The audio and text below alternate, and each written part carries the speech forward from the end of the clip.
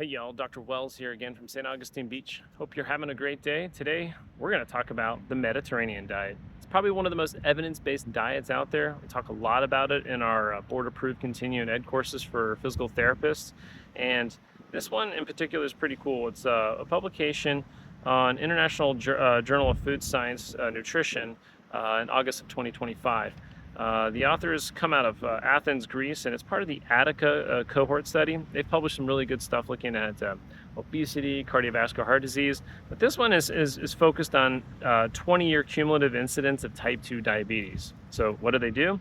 Well, they took about 2,000 individuals without type 2 diabetes, and they followed them for 20 years. They looked at their dietary patterns and looked at how closely are they adhering to a Mediterranean diet pattern, right? So what they did is they identified 4 key groups. The first group being the high adherence to Mediterranean diet throughout the entire study, a low adherence, a high adherence at the first half, low adherence in the second, or a low adherence to a high adherence at the end.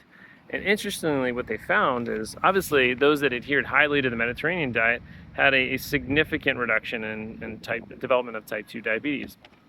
In individuals who were already pre-diabetic in this group, they saw 59% reduction when they followed the diet tightly. Now those that had normal blood sugar saw a significant reduction of 40% odds, right?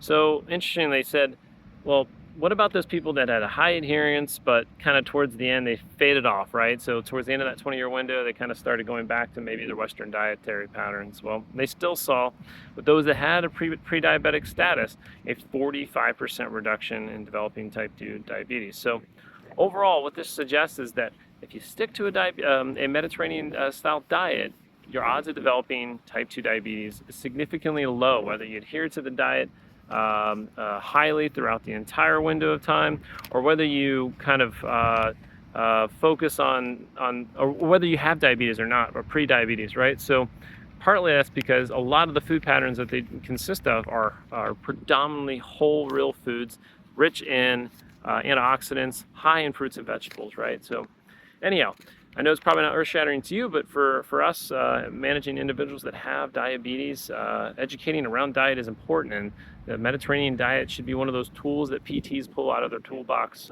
frequently, educate and refer for, okay?